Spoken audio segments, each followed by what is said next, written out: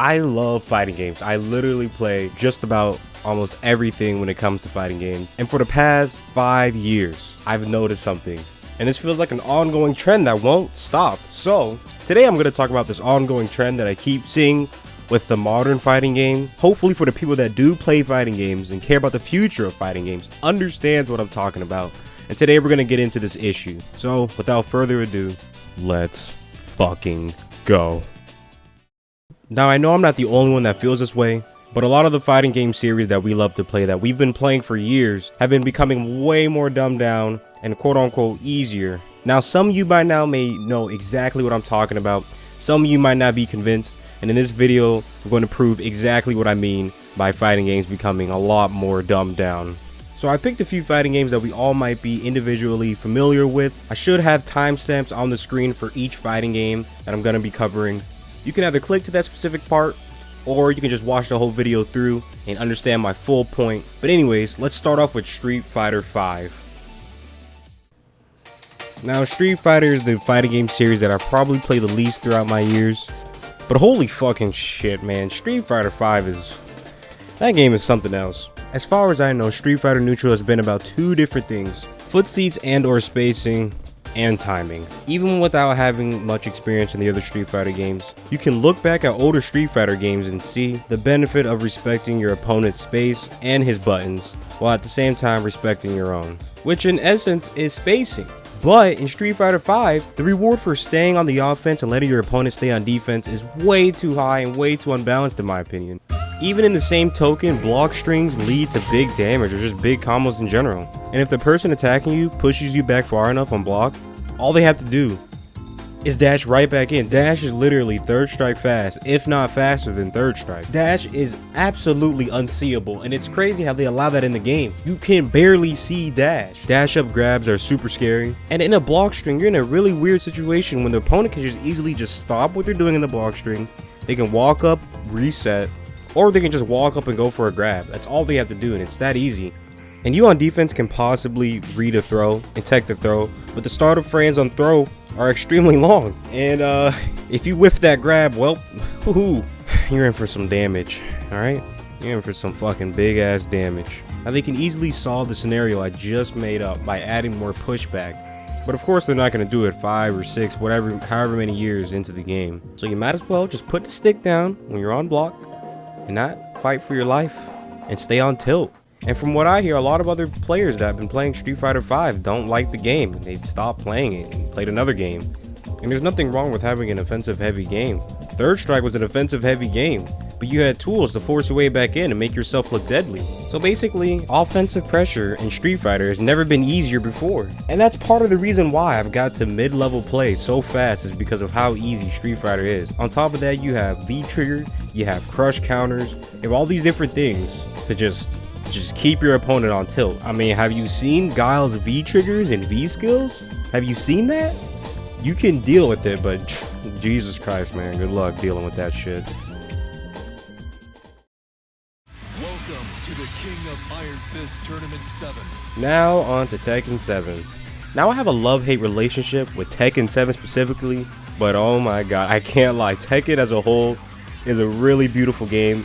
And I really do love it. It's not my most favorite, but it's fucking beautiful. But sadly, the beauty of Tekken isn't shown in Tekken 7. To start off, a general problem in Tekken 7 is that the damage is way too high. All characters in Tekken 7 have a weird power creep. And out of nowhere, they just start going fucking ham. Just randomly. Literally 100% of the cast in Tekken 7 can juggle each other. Everyone has amazing wall carry. You know, wall carry combos, wall carry specific combos don't really matter because most of the combo paths are really good at pushing you back to that wall. Movement is heavily nerfed in Tekken 7 for whatever reason. I don't know why. Literally, a fighting game with great movement is just generally a great fighting game. Wall splats are easy to convert now. When you get pushed to the wall, you actually splat on the wall. You stick there. It's like your whole back was coated with some really sticky substance that's white, and boom, you're stuck to the wall. You have all that time to think, you have all this time to react, and you just easily convert off of it. There's moves in the game that pretty much do everything. You don't have to think about situations. You can just hop kick, There you go. The get out of jail card is hop kick. Hop kicks have really good range nowadays. And to emphasize my point even more, all the DLC characters are great examples of you not having to think about your decisions anymore. And of course, with all these games that I'm covering, you still have to think about things to a certain degree, but there's certain situations that you really just don't have to think about much nowadays. Like, what if your opponent sidesteps to the left? What if your opponent sidesteps to the right? There's tons of moves now that pretty much cover both options at any point of the sidestep. Now, Dragon Ball FighterZ is somewhat of a special case. Making the game mechanics, quote, easier helps the game in sales and makes players want to try other fighting games. Dragon Ball just literally sells. Best thing to do is make the game accessible. You know, auto combos is a great way to make new players feel like they're actually doing something and important when it comes to winning a match. They also have the chance to realize that auto combos won't cut it, and once they realize that they need to do more damage, they're going to want to go into training mode and actually learn the game, the mechanics, combos, and everything. Now, the main issue with this though is that auto combos in this game are extremely good. Like, they can decide neutral situations, they can even link combos easily. Therefore, it hurts the experienced player from a competition standpoint. Risk and reward in Dragon Ball FighterZ is absolutely nuts. That is the main reason why neutral is so crazy as it is. You get rewarded for super dashing from low level play to even high level play. You get rewarded. And you know, there's things about super dash that I don't like how you don't get chip damage from super dashing into fireballs. Even though you're invincible technically, I still think you should get chip damage as you're flying through fireballs. You know, that would be some good balance. You know, I don't think that would hurt the game. Does anyone think that would hurt the game? All in all, Dragon Ball FighterZ isn't that bad when it comes to the new age of fighting games. Since it's a new series, it does a great job of introducing the new player to fighting games. But my fear is that I don't want other fighting game series to copy this and do the same thing and think it's okay to dumb down the game for the newcomer to fighting games. Now, lastly, here is the game that I've been putting off the most because this series means the most to me, and honestly, I do amazing in this series. Now, just to start this off, Smash Bros. Isn't and will never ever be made as a competitive game. But we all know what keeps this game alive and keeps this game flowing. They don't make balance patches for casuals, so they obviously know who essentially runs the game. It keeps it afloat. Of course, the game is bought by a lot of casuals, but is this game played often in casual play? Sure, more so than other games, but not as much as competitive players play this game. A lot of changes have been made to Smash Ultimate that were more than likely due to competitive players. So let's get into it. Short hop aerial is extremely easy. It only takes the press of 2 buttons. Try short hopping in any other game. It's a little bit more work to do it. Jump squat is universally 3 frames for each character, so it's like you're taking out the creativity and fun for all characters. I mean, you literally have people like Bowser that has a jump squat of 3 frames instead of 9 frames. That's a huge difference. Buffer system is actually retarded. There's limited combo paths. It feels like 90% of the cast is the same. Down throw to up air or forward air combos. It's the same thing over and over and over. For a game with 75 characters, a lot of them fall into the same character type categories. You can easily classify Bowser as a sword type character. Buffer system allows the movement to be utter fucking garbage. But there's so much that they changed about Smash, and it just made it worse. And a lot of people enjoy the game. I'm not gonna shit on the players that do enjoy this game and do really love it and take it seriously, but personally, I can't take it seriously. It is a fun fucking game when you play with your friends, but trying to take this game seriously it's a fucking joke. I just don't see how people can actually sit here and enjoy this from a competitive standpoint and really say that, wow, this is an amazing competitive game. I really want to thank Nintendo. They did a great job on it.